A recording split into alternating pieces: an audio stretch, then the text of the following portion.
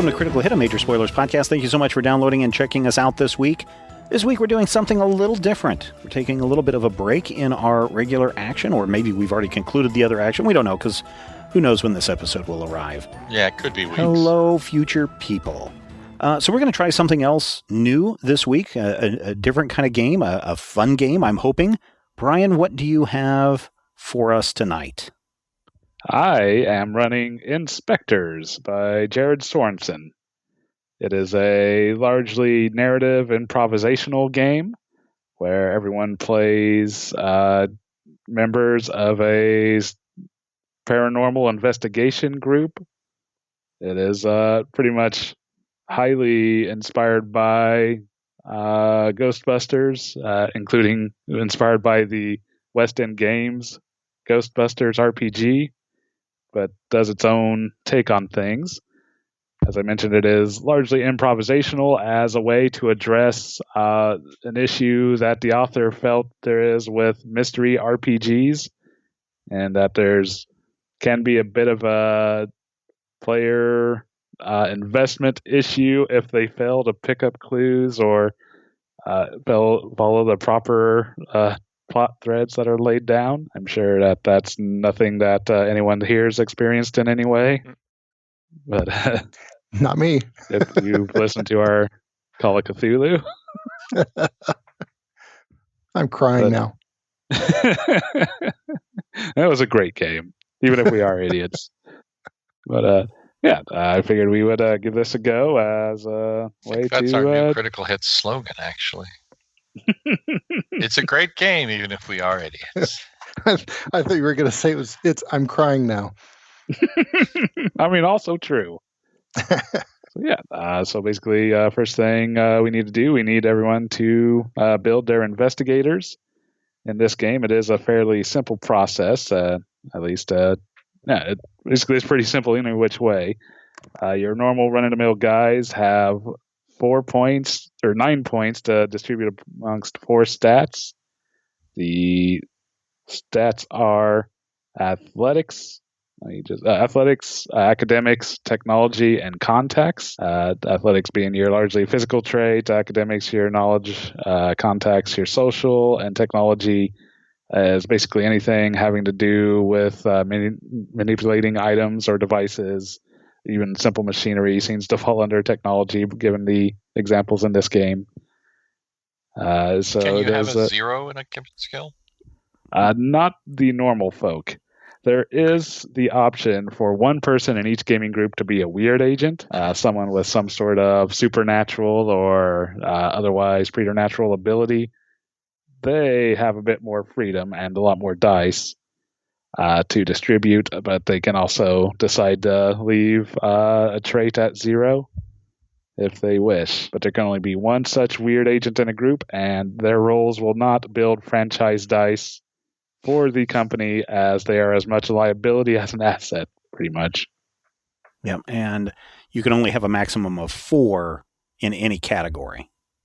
Okay. Yes. At least if you're normal agents. Yeah. If you're a weird, you can go all the way up to 10 if you want.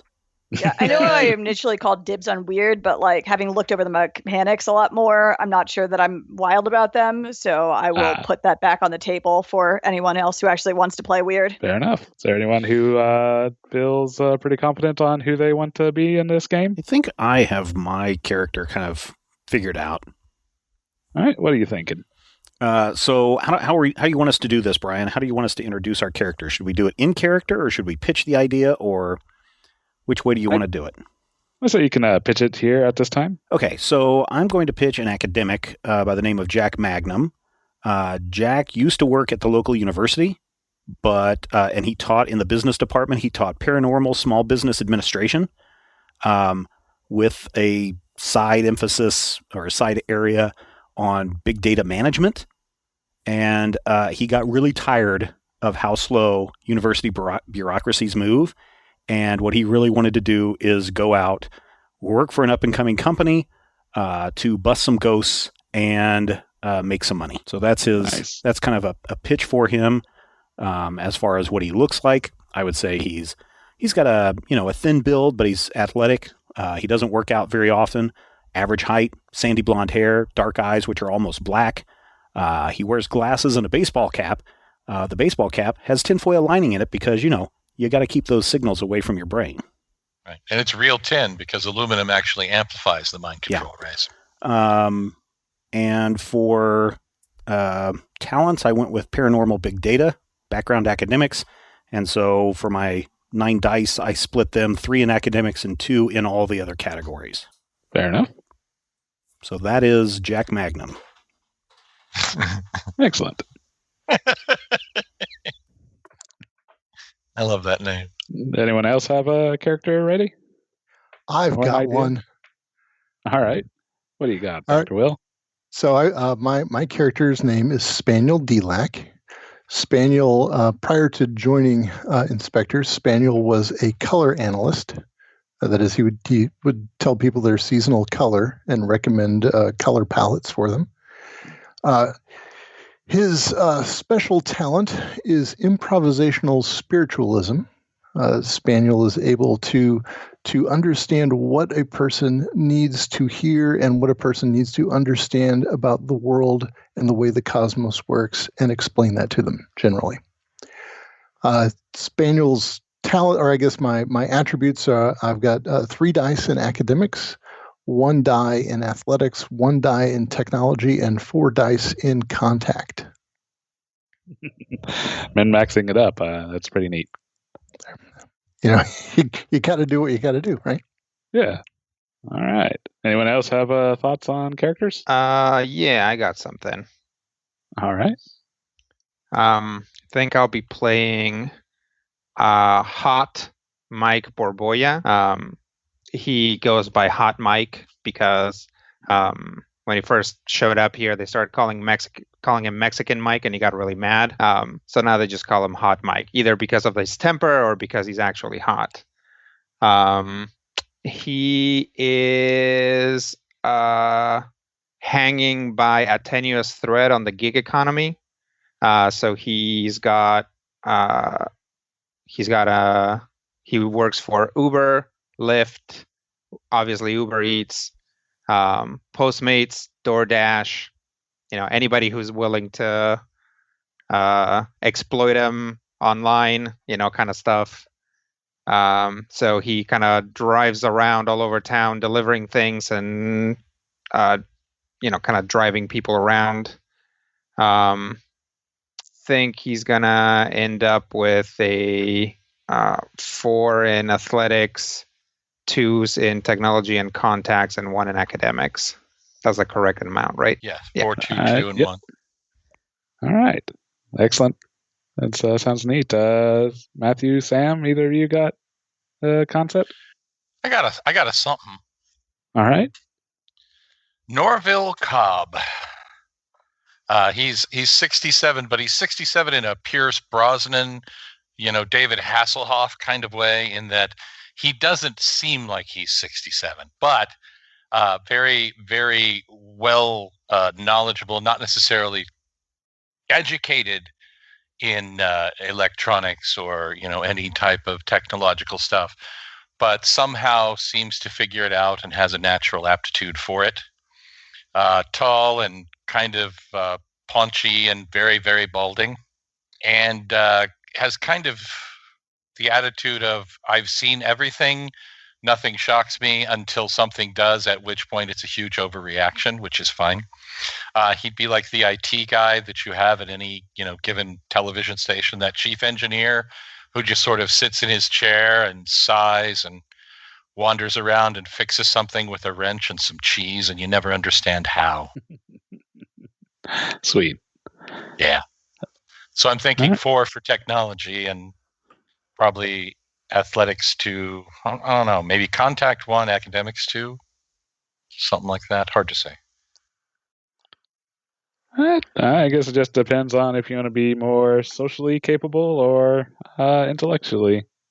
I would say intellectually. All right, yeah. In that case, maybe put that contacts 1 then, perhaps. We're gonna go with that. All right, Sam, do you got a idea? So, well, now we've got each of the base skills, like with someone a primary in there. So I'm not really sure. And that I mean, I could, if there's any one skill you think is more relevant to have like a second person double up on, like for combat or something like that. I've got ideas for like either athletics based camp counselor or a contacts based real estate agent. Or I guess no one jumped on the weird agent, so I could also go back to that. Those all sound like good concepts to me. I guess it's up to you if do you want to have a bit more interesting powers, or I mean, camp counselor sounds neat to me. Yeah, I think I'll do the camp counselor. I think that should be fun. So we'll go with Lindsay Beckham, camp counselor, has done a little bit of every job around the summer camp, which has included some teaching of both riflery and archery, and had enough interactions with like various slashers, ghosts, haunted bunks, and things like that, that she's trying to pivot her expertise on the off season to InSpectres, and a perpetually suntan, easygoing type who likes to be up early in the morning and do lots of exercise and get everyone excited and pumped for their day. Wears like sandals and athletic shorts at basically all times. And so probably go with maybe 4 athletics. I think I'll actually just split between the two then. So 4 athletics.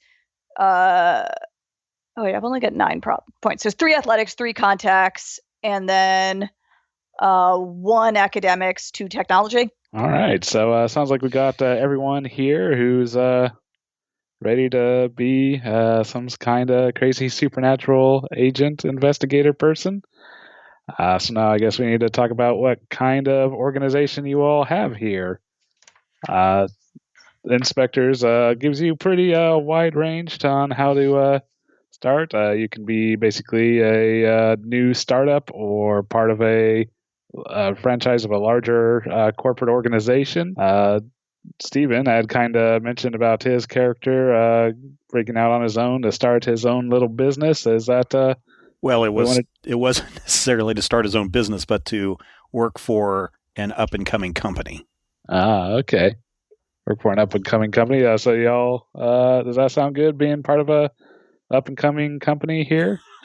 Yeah, sure. That actually sounds like it might be worth it. All right. So are we a franchise, or how does that work? I mean, InSpectres is a franchise, right? So if we're not the home office, we basically are trying to use the InSpectres name to drum up some business. All right. Yeah.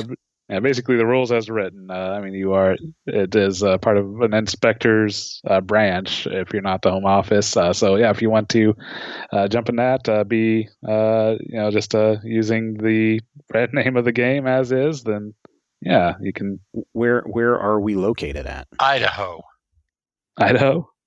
Yeah. Fairly like rural or suburban, or I'm sure that there's. I was thinking sort of a suburban area, because obviously if this is a huge franchise that's been everywhere, it may be finally trying to move into areas that are, lesser known. Like smaller places here. This is like the first McDonald's or the first InSpectres in Idaho. They have cities in Idaho, I'm sure, at least one. Do we want to maybe set it somewhere where anyone knows anything about the setting? Do we have to set it anywhere where Brian knows anything about the setting? Yeah. Well, that limits it pretty well. But honestly, if we're comfortable with taking complete liberty with the settings, I'm good with that. Yeah, we'll just make up a. Idaho exports like computer chips, right? Yep. Well, sure. Yeah. Something you can turn into chips. I think you're thinking of potato chips. Yeah. Okay. Brett? Do we have a listener base in Idaho at all that we might accidentally offend? Because maybe. I am Who knows? certain that we do. We'll find right. out. Yes, We have find out when listeners everywhere. We'll find out Spoiler when rights. the complaints start rolling in. then let's go for it. I can't believe those adults setting it in North Boise. That's the worst place. That place has barely any ghosts. Yeah, Boise has 250,000 people in it. That's the largest town. I've been to Boise. I'm going to say this, and you're all going to laugh at me, except for maybe Brian. That's a pretty decent-sized town. I mean, yeah, it's not a huge city, but it's fine. I live in a city of about 250,000. Yeah, and it's fine. I mean, yeah. Visit. Steven, do you want to go somewhere bigger? No, I'm fine. Wherever you guys want to go. In the 2010 census, Topeka had 127,000. Yeah, but we're taller, so. Oh, is that what it is? That's true. No, I don't have a problem. Boise, Idaho is the capital, so there's some probably some historical things that go on around the capital city. The downtown Boise has a cultural center, many small businesses, and a few mid-rises, so nothing really tall, no skyscrapers. Let's see, what else do I see? Oh, they have a classic Egyptian theater on the corner of Capitol Boulevard and Main Street, and the Boise Art Museum, and the Julia Davis Park, and the Zoo Boise on the grounds of the Julia Davis Park. So there you go. So we've got everything that we need for a story. We got an old... Museums are hotbeds for ghostly activity. It's an art museum, so I don't know if I didn't see anything about there's historical museum or anything like that, but I mean, we can make something up. The ghost of the Mona Lisa just wanders around in art museums. They have a library. Night at the Museum, Part 4, whatever. Exactly. This time it's Boise. They have Albertsons Stadium. So they've got some stadiums and stuff. So all sorts of things going on. They have Whataburgers in Idaho, don't they? In the Boise. If you want a Whataburger in this game, Matthew, you can have a Whataburger. I think there should be a Whataburger. Yeah. There's 2 brand new franchises to Boise, InSpectres and Whataburger. There you go. God, now I want a Whataburger. Oh, it's going to be a good drive. I think Texas is the closest. Yeah, there's one that opened up in Idaho. Yeah, just now. Boise. It's still not Boise. closing. It's in Highlands, actually. I think I'm thinking of In-N-Out, not Whataburger. There's Whataburgers in Oklahoma City. Yeah, that's where I used to get them all the time in Oklahoma. I feel like we're getting off topic here. Yes. Anyways, so we're going to apparently set in Idaho. Now we have stats for the franchise as well. Basically, additional dice that players can choose to grab in order to beef up their rolls. There's 3 different cards you can invest in there: a library, gym, and credit card. Libraries boost your academic rolls, gym your athletics, and credit your technology rolls. For some reason, you don't got anything specifically for contacts, interestingly. Rolodex. There is also anything you don't invest in those, a bank that you can put into, but that can be very tenuous, as a good roll can completely wipe out anything you have invested in the bank, or it can increase it. So you'd have to decide how big a particular franchise you want. It suggests starting with 5 to 10 dice. I was kind of considering 7 as a comfortable medium, but what do you all think? Sure. Makes sense. Sounds about right. All right, well, you should... I got a little sheet put up here, and roll 20 with little cubes to represent. How are you thinking you guys want to distribute that? Well, sounds like we have 2 really beefy athletic types, right? Right. Yeah. So I would definitely say 1 in the gym. Okay. Sure. And then let's default to 1 in the library and the 1 in the and the credit card. Yep. Definitely 1 across the board. I would probably put 2 in the bank. Yeah, I like that. I might even put 3 in the bank, depending, but playing risky. Let's put 2 in the bank and then 1 more each in the library and the credit card. Okay. So 3 bank, 2 library, 2 gym? No, 2, 2, 2, 1. 2 bank, 2 library, 2 credit card, 1 gym. Okay. Right. The bank and the credit card are separate. I'm sorry. I was... Yeah.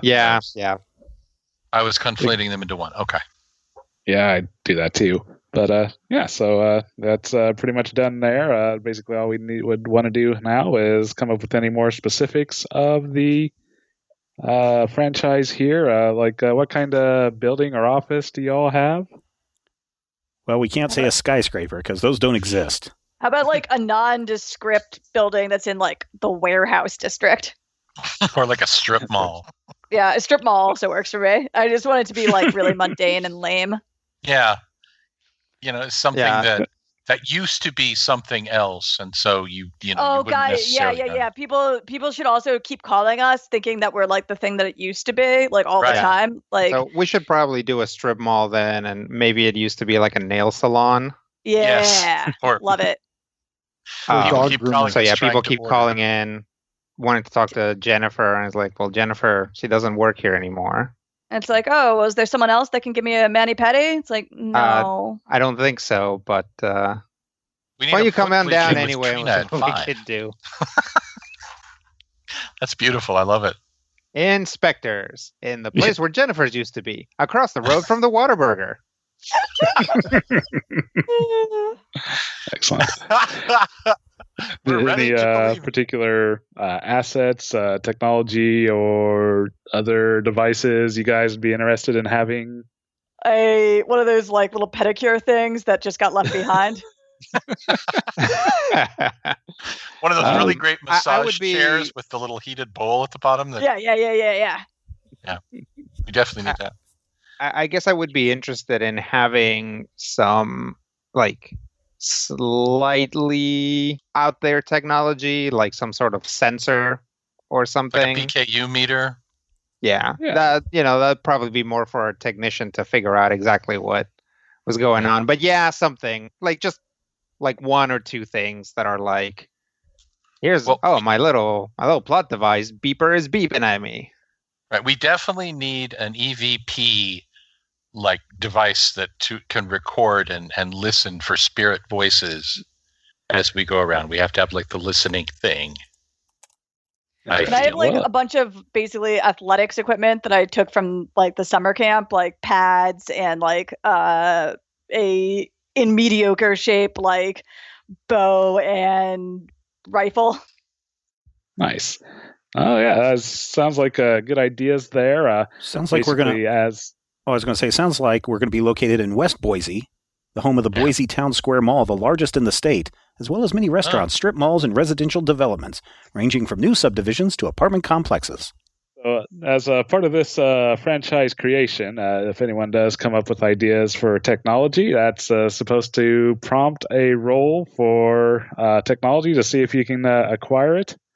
I think I'll go ahead and let you have mani-pedi chair for free, just having left over. It was like fun. Matthew had talked about wanting some sort of EVP system. Yep. So would that be a technology roll? Yeah, go ahead and roll technology, and we'll take the best die. So it's my dados Franquisia. So question, Brian. So we were talking about we were putting all these die in different areas. When we roll like, for example, Matthew's rolling technology, which I think he said was a 4. So he's rolling all 4 of those dice, right? Yes, you would roll all 4 dice, and then you take the best one. Now you don't you don't remove those dice from gameplay, right? Those are always there. No, these ones that you roll from your stats until they start their stats getting hit by stress, you just keep rolling those 4 dice. Okay. And then it says how many franchise dice are you adding? So those would be like your credit card or your other dice. Okay. So am I rolling with any extra dice? No. I'd say it'd just be a straight up roll. So my 4 technology comes out. It says it's a 6. Yep, because you take the highest die number. Yeah, so you definitely are able to whip together or get a hold of a crazy EVP device that you can use to record and play back weird electronic voice phenomena.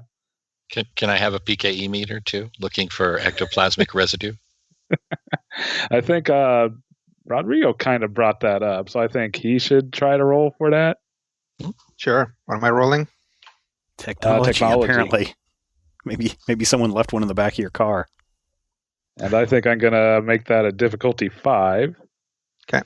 So you can do it. Nope. I don't think you guys 3 plus 2 is 5. Now, if you would have gotten a 4, basically that lets you get that device with some sort of drawback or flaw, but he didn't even manage to get quite that. So maybe not so much on a psychokinetic energy reader. Is there any mechanism for help? There is, and I don't remember what that is, but I kind of think that really wouldn't be as applicable here. I think that's going to be more of a once we actually get rolling, then if someone wants to help. I know that basically, for teamwork, people can can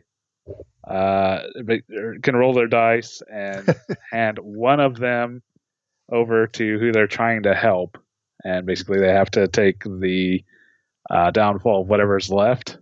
And these rolls themselves don't add to franchise dice, because that is kind of the main goal and mechanic of this game, to roll high enough to get franchise dice that you build up the franchise and solve whatever mystery you're investigating. So when we get rolling into it, I think that there is that option. But let's see, what else was mentioned? Bow and rifle. Sam, do you want to roll for having Sure, athletic equipment? What would I need to roll for that? Athletics or contact? It's going to be technology. Technology. These are all right, cool. Yeah, just all the obtaining of equipment all falls under technology.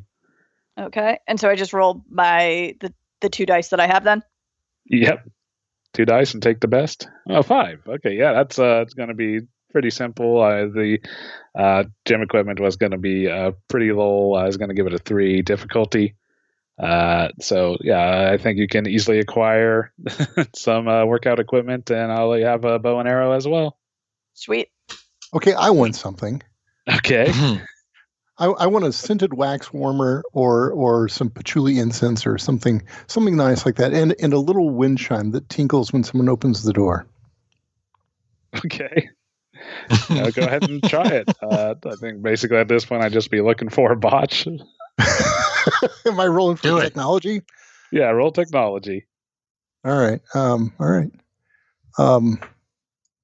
Get not a 1. No, okay, yeah, you get it. I got there you go. Brilliant. I feel like those are easily acquirable things, so you can get that without any real struggle. Do we need like a company vehicle or a fleet of vehicle? A van? A couple of vans? I mean, yeah, I think a van's probably awesome. My imagining is that we have a van, but then we also mostly like drive our own cars on occasion with like maybe a decal stuck on them. Nice. Like a magnet. I think. Yeah, exactly. But I think we need a van business with like the fully painted logo on the side, just for the impressive coming in part. Mm-hmm. Excellent. Well, if you want to roll for that, Matthew. Sure. Rolling technology still? Yep. 4. 4. I bunch of think 4s. 4 can be good enough for a pretty decent, maybe a little bit older van. Yeah. But you can use that from there. Like a decent panel van.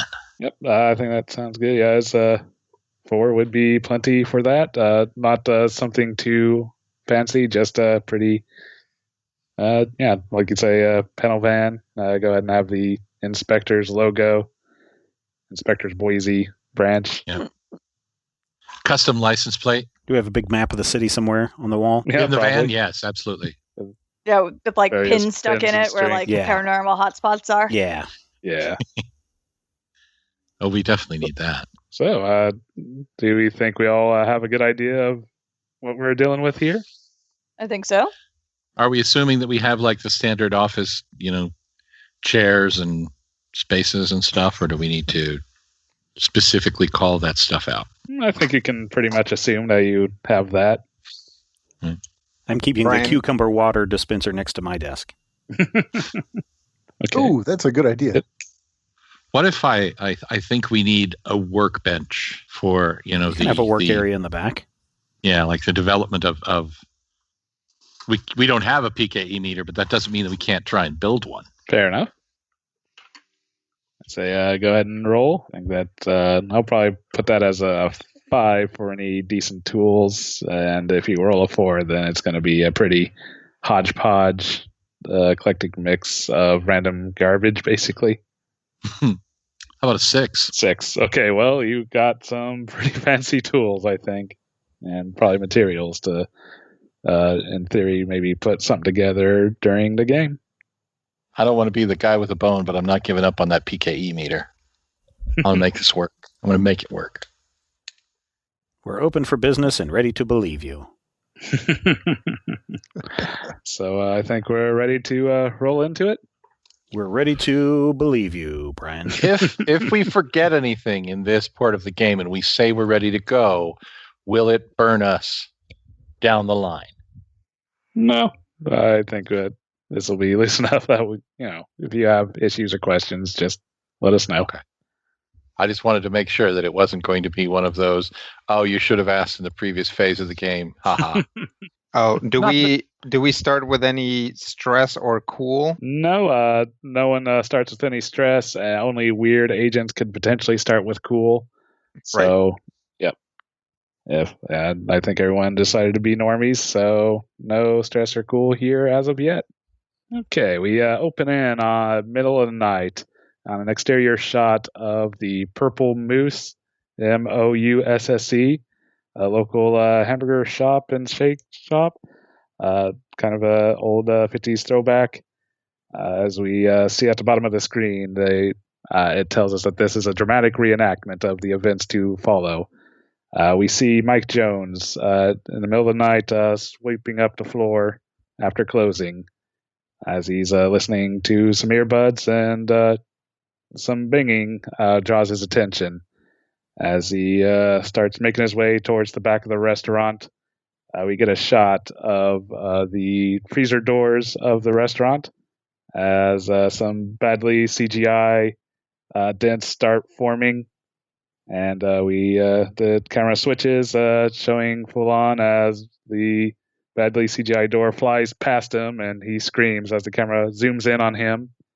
And the scream cuts into the opening sequence of InSpectres Boise, as we see each of our characters in turn.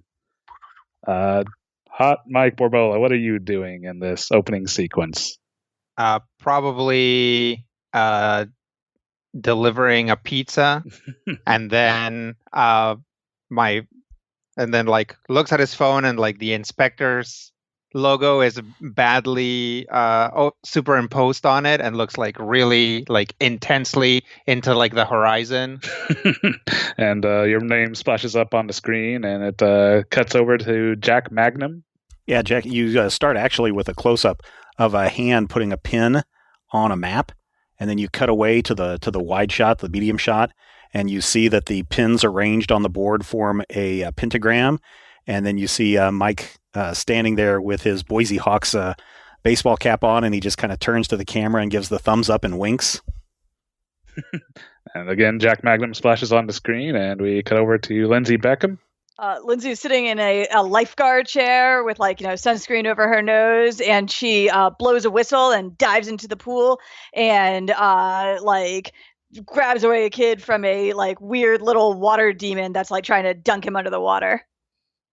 Excellent. All right, and Lindsay Beckham splashes on the screen, and we cut to Norville Cobb. You start with a magnifier. So you're looking through a magnifier at a giant green eye, and then he pushes it away, turns to his left, and there's a Jacob's ladder that's not working. He smacks it twice with his hand, and the little electrical thing goes up. And then he turns to the camera and doesn't realize that his sleeve is on fire and tries to do a heroic pose before beating out the flame on his arm. And yes, his name also splashes up on the screen, and it cuts to Spaniel Delac.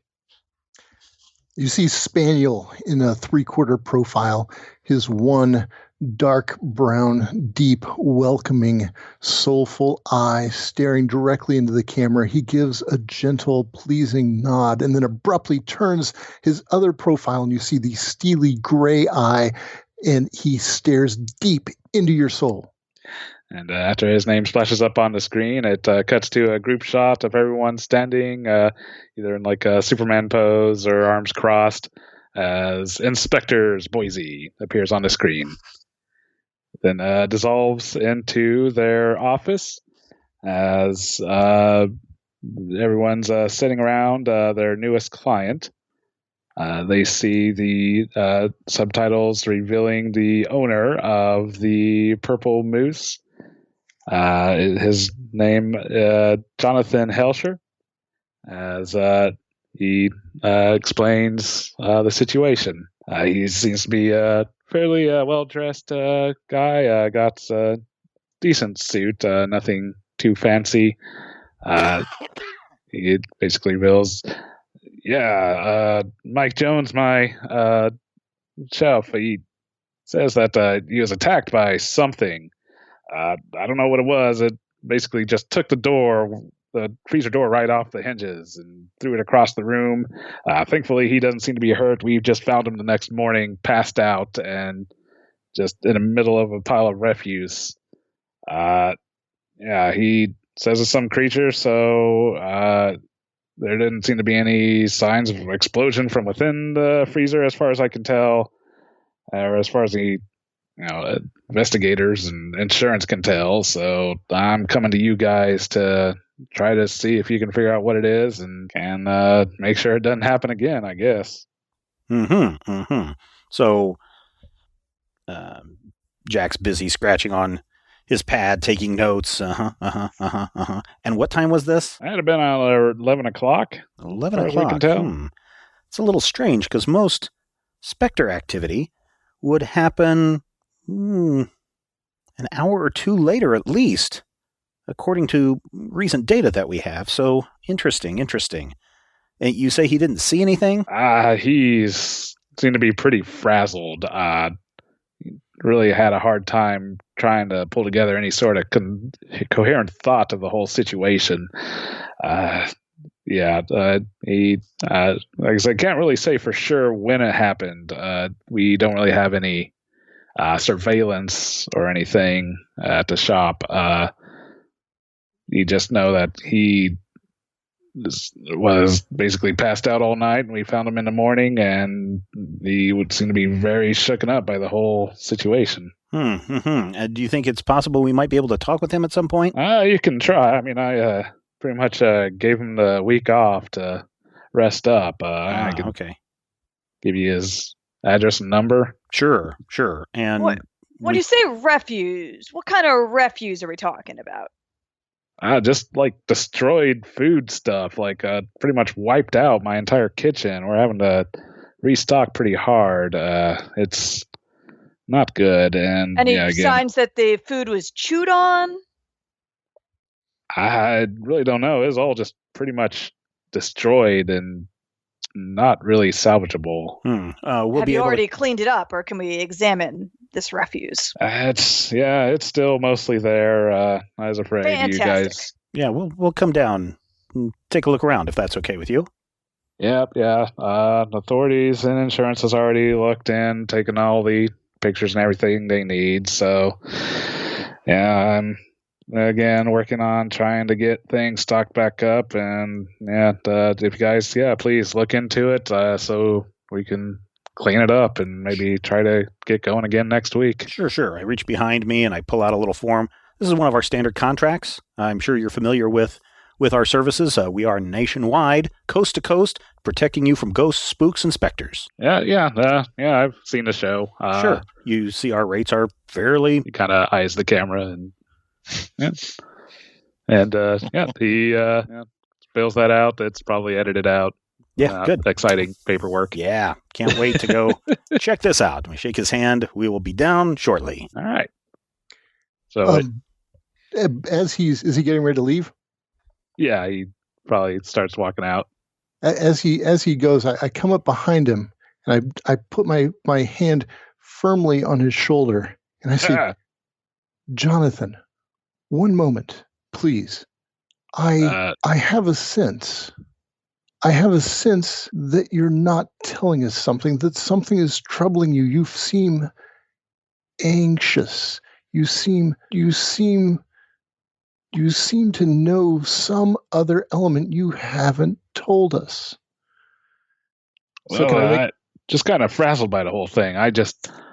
It's a lot of work now just to try to get us back to square one, basically. Go ahead and give me a contacts roll. And Can I use my improvisational spiritualism? Sure. We'll let you use the talent there. All right. So I will look to see if there's any particular symbology on Jonathan's jewelry or his clothing somewhere, something that might give me an inclination of his belief system or even just his basic values. And let's see what I come up with. Let's see. So I get one. Wait, hang on a second. Let me do this right. If I can add one die to my contact. Is that right? Because I'm using my talent. Okay. All right. Here we go. All right. So I got a 6. You got a 6. That is an amazing result. You can go ahead and describe what you find or determine, and you all gain 2 franchise dice. Nice. All right. So, franchise dice are, again, the main focus and goal of this game. Basically, you need to get a number of those in order to win, more or less. The goal I'm going to set here is going to be just a standard double your current franchise dice of 7. So at 14, basically you would have been a successfully profitable venture for this franchise. Okay, so I noticed that Jonathan is wearing a ring that is a symbol of the secret order of Thimble. And I make an appeal to him. I say to him, Jonathan, tell me what we need to know. Do it for the sake of the old widow, which is a key word in their secret order. Now, do I get to say what Jonathan tells me? If you want. I mean, is that how I don't know how far when it's 6 and I get to say what it is. Do I get to say what the thing he reveals? I think technically you do, but you do have to kind of run it by Brian probably. Yeah, I would say give me your thoughts and I can voice it. Okay, I'm thinking maybe he is suspicious about one of his food suppliers. That one of his suppliers maybe is a bit sketchy, and that maybe there was something in that freezer that he probably shouldn't have purchased and shouldn't have put in a restaurant for human consumption. Billy Bob's Wendigo meat. Yes. Yeah, basically when you mentioned a widow, there is a very visible jump as he seems to be kind of startled, and he stammers a bit. And he's like, "Well, there may be something. I did get a really good deal on some meat. I really didn't look too much into the source of that. It just seemed to be too good a price to pass up from what the supplier was offering. I really don't know if that's related at all, but really that's the only thing I can think of that would have been at all different yesterday from any previous time." So who was the supplier, Jonathan? It seemed to come from a new place. Not Whataburger. They wouldn't be supplying meat. It came from the Rusty Stowe meat packing plant. So you thought it was a good idea to buy meat from a place called the Rusty Stowe. Okay. That's we make decisions in life. I understand. I thought it was a weird name too, but they say it's an old family name. Again, they offered a really good price. Maybe I should questioned it more, but it is a little bit too good to be true. I don't know. Well, we'll be down soon. Yeah. I look forward to seeing what you guys find out. You all have a good day. I think I'm going to go home and rest a bit. It's been a long day. All right. And he leaves. Yeah, I'll help Cobb load stuff into the van. Bring everything we might need. I'm going to do some quick research on the Purple Moose and also this Rusty Stowe meatpacking plant. Yeah. Bring the digital and the film camera. You could Go ahead and roll me in athletics. Who's rolling athletics? You are. Or not, sorry, academics. I was going to say, whew, I know I'm going to have to do a lot of heavy lifting for this investigation, but my goodness. Is sure heavy. Someday you got to hold up the suspension of disbelief. Should just do an RPG where, like, if you can come up with like an appropriate turn of phrase, you can actually use that stat. It's like, because I am doing all the heavy lifting in this organization, I'll use athletics to figure this out. Good. I gained 1 franchise dice. Ooh, you got a good result. So you get to describe the result and gain a single franchise. Is anyone tracking franchise? I am. We currently have 3. So let me ask you a question. So we're looking for a total of 14 franchise dice. Does that include our library, gym, bank, and corporate gold cards? No, this would be 14 additional. Okay. And largely, these franchise dice goal, it's just kind of a pacing mechanic. So I just kind of keep that in mind as we progress the story.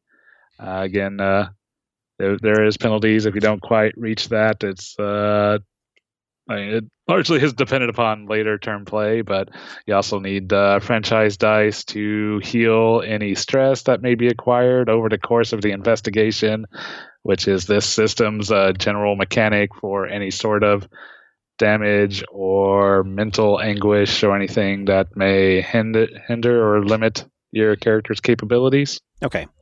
So in regards to the Purple Moose, looks like they have not been doing well since Whataburger opened. In fact, it looks like maybe a lot of the restaurants around town or fast food joints have not done as well. And so there's a good reason why he probably went and got this discounted product from the Rusty Stowe meatpacking plant. Yeah. Yeah. In regards to what I find with the meatpacking plant, the owner recently suffered a tragedy. He lost his wife. And by saying I lost his wife, he literally lost his wife. Like he doesn't find her? Can't find her. Nobody knows what happened to her. Oh. But ever since she's disappeared, people have noticed that on certain nights when it's a little chilly, and it does get chilly here in Boise, Idaho, certain lights will flicker on and off. People walking outside will swear that there's a light that turns on and then turns off. And then another couple windows down, a light will turn on and it'll turn off, almost like someone's walking through the plant looking for something. I found that in the Boise newspaper. One of the 2 Boise papers that you can find in Boise, apparently. Yeah. It's literally called the Boise newspaper. The weirdly named Boise Wiki Boise Newport News. Yeah. There's the Boise Independent and the Boise Codependent. All right. So let me just so everyone's clear. The Idaho Statesman and the Idaho Press Tribune, and then there's also the Boise Weekly, which is a business news publication. That's where I found the information on the Purple Moose. Right. And El Heraldo de Boise. Yes. All right. So it's nice that the business publication went into such detail about the lights. It's a detailed game. You know, they're trying to increase their circulation, and I get the sense that maybe there's a little bit of tabloid stuff going on. Sensationalism. Yeah. Yeah. Well, of course, they have a new Ghost Hunter franchise in town. They definitely want to play into it. People are all about the supernatural, the arcane. We should really consider advertising there. Well, we're already in the penny saver. Do we have like a coupon in the value pack? Yeah. Buy 2, get 3 free. Look down at the contract, and sure enough, there's a coupon sitting there. Oh, yeah. Looks like he decided to cash in on this. Well, 2 ghosts for the price of 1. Right. And we guarantee that if anything breaks in half, you get to keep both halves. So that's what I found. Whether the two are connected or not, I don't know. All right. So is the van all loaded up? Yep. Yep. I've made sure to load a certain case. Yep. Something I've been working on. It's not that PKE meter thing again, is it? It is. Yes. I think that it might be helpful. I think I can make it work. I've got the impedance just right, and I feel like I can put this together. Why would anybody need to measure penalty kicks? Ha, right? And try to high five. It just totally kind of miss hanging it. there. All right, I got also made some peanut butter and jelly sandwiches for everyone. Got Gatorade. Oh, nice. Cop's going to get in the driver's seat of the van. All right. So everyone loading in? Yep. Sure. I'm in. Lock It's got the a front cool door. captain's chair. in the Seatbelts, middle. everybody. I changed the "we're open" to "will return in 2 hours" And where are y'all heading? to the Purple Moose. Yeah. Purple Moose. All right. But I will have Cobb pull over when we get close. Just be like, hey, can we stop here just for a second? And then I'll run to the back, pull out like a brown box with like a little smile on it, and like deliver it to a house, and like take out my little take out my phone, take a picture of it, like type something in, run back to the van, close it. All right, I'm ready. Efficient. Like it. Yeah. Multitasking. Always good. All right. Well, all that is lovely edited out through a quick montage of the zoom shots of the van driving down, and we basically you're told to hold on as the camera crew basically gets out so they can film you pulling into the parking lot of the Purple Moose with the sign in view. And yeah, there you are. Wide shot of all of us standing outside in a single row, looking up at the Purple Moose sign. Yep. What kind of establishment does this look like? It's an Like say an establishing old shot. tiny, old diner kind of place, like a soda jerk sort of thing. Okay. Do they have Look, a moose on the sign? Yep. A cartoon Purple Moose as the mascot, drinking a milkshake. The neon sign? Yeah, it's not currently on, but yes. Got to know these things. These are important things to know. I'm looking at the health inspector notice. It's a hanging in C the plus. C plus. window. Excellent. C plus. Oh, and you just That's a passing grade. yeah. Well, it is a passing grade. It's C plus. So Yeah. On the door, there's also a closed for renovation sign. You were able to make your way in. He left the place unlocked and let you know as such. He assumed he's going to be in and out, but he might be convalescing now as the scenes Jonathan is nowhere around, but he basically gave you free reign to look around. All right. So did he clean out the freezer, or did he just leave the stuff here to spoil? It is think he left just left- there for now. Yeah, basically, it's probably starting to get a little bit funky at this A little. time. Yeah. yeah. I We're gonna think need this some C plus samples is of going to be that. turning into a C minus here pretty soon. I will weigh Jeff. in and start taking a look at the food for any oddness like bite marks, drool, rapid decay. Give her a couple of little plastic dishes to actually get some samples. I'll pull out my camera and start taking pictures all over the place. Never can be Is too your sure. camera digital? Yes, it is. I'm going to make sure and use the film camera to make sure that, we don't have something that doesn't show up digitally. Fair enough. All right, Sam. I'll find a place to sit and wait for somebody to tell me what to do. Hey, Hot Mike. Yeah. Can you grab the audio recorder and let's get a sweep of the facility? Go ahead and ask the standard questions. Oh, yeah, okay. All right, I'll get the recording equipment. So, as Lindsay is looking over things, Sam, can we get an academics roll for the investigation of the refuse? Ugh. I mean, I can, but I'd rather not. You can do it. Did that actually roll? Oh, You can borrow from the library card, right? yeah. So I can borrow like one die from that. I think you can take You as many as you need, but Yeah, you can. And you're not. And also but from you're the not- bank. You don't borrow You're not them. You actually expending take them them, off right? there and they're gone. Yeah, they're gone after you use Yeah, them. yeah. So we are expending them. Okay, cool. That's why I wanted to make sure that franchise dice, like if our goal was 14, that if we take these two off, that we don't go from 7 down Right. back down to 5. Back to -0, right. No, it Mind doesn't if I affect just your grab goal, one of but those? yeah, it is like the idea that you can refill your stock with the money you make on the venture. Okay, So yeah, mind if I grab one? sure, go ahead. No, Do it. good girl. Hey, then I've got a 6.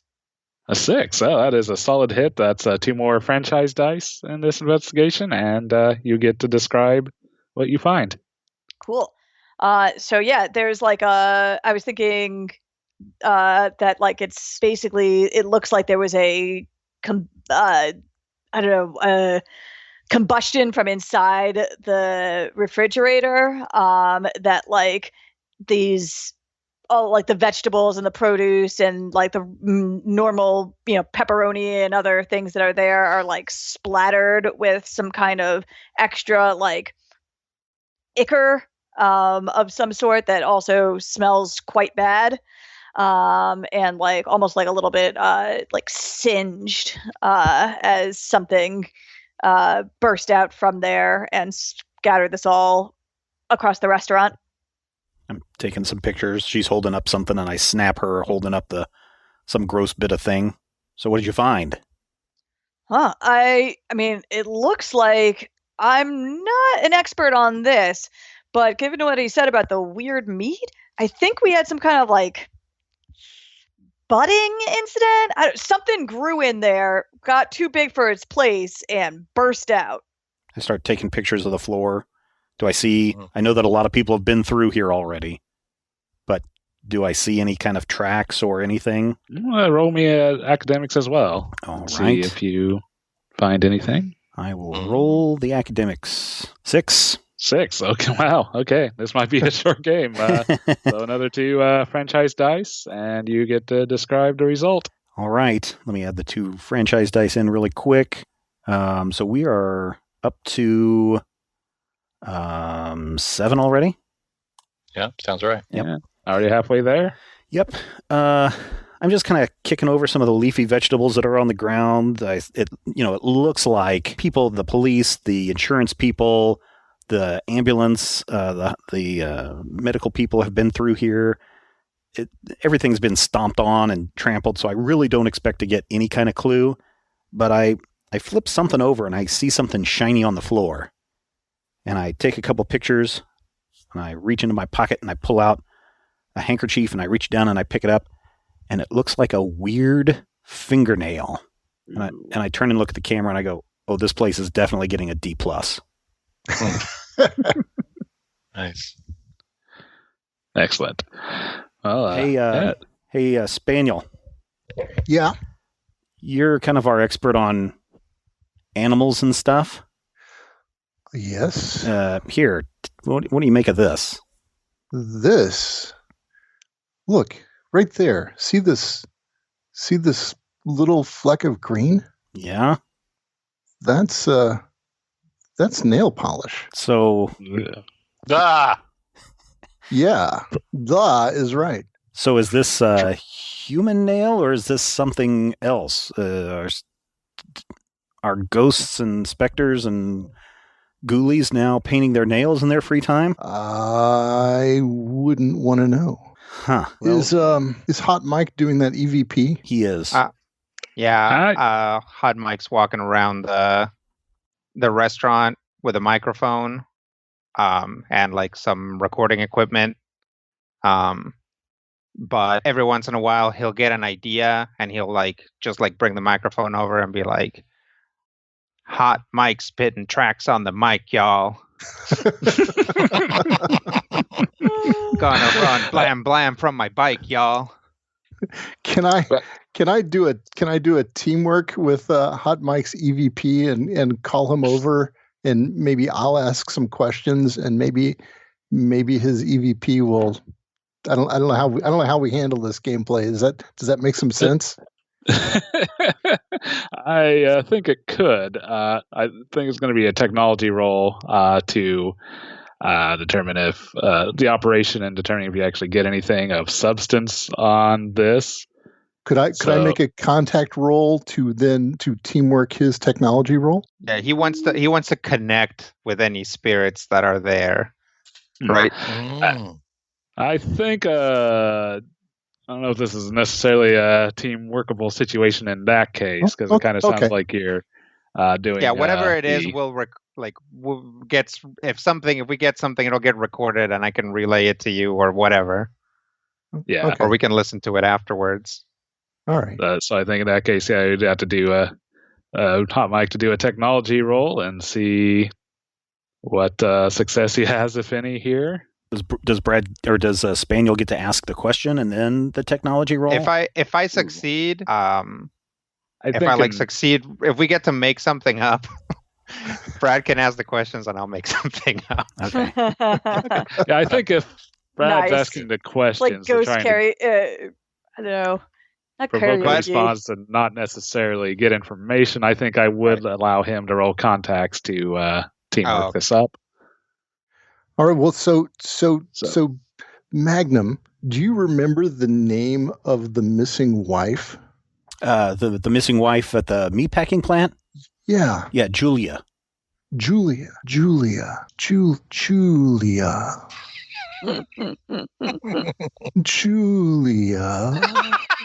Roll that into a hot beat there, Hot Mike. And I just kind of roll my eyes and walk out of the room and go into the manager's office. Yeah, Mike, do it. Come on, with me. Julia.